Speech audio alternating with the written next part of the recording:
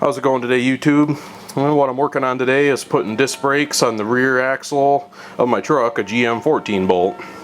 Alright, and you can run into three different problems that I've noticed when you can do this type of swap.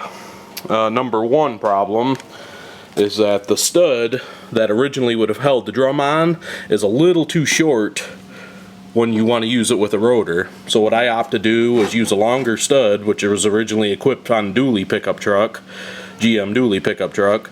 That gives you the extra length you need in this area for the extra thickness of the rotor, and it gives you extra amount of thread if you use thick aluminum wheels, spacers, any number of different ideas there.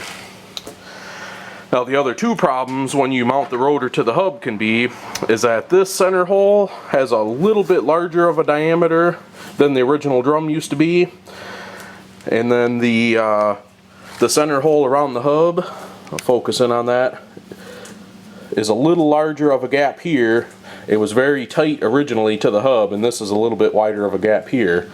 Now what that can cause is when you go to set this rotor onto the hub and put the studs through, it can sometimes have movement this way and this way, and also, you know, this direction as it spins.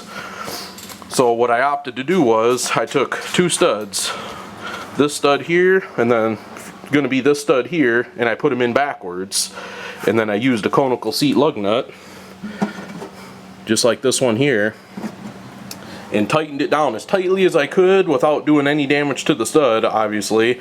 And what that did was that cone seat on that lug nut helped to perfectly center the rotor onto the hub. Then I drove the rest of the 6 openings, 1, 2, 3, 4, 5, 6 of those studs in, got it pressed on very tightly. Then I was able to remove these 2 studs here and here, have the rotor perfectly center onto the hub, place those 2 studs back in their original position like they're supposed to be. Then you've got a perfect setup.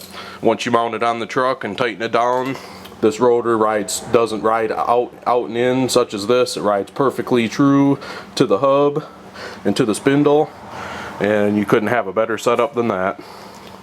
And I hope this helps somebody out if they're going to do this swap. Thanks a lot for watching.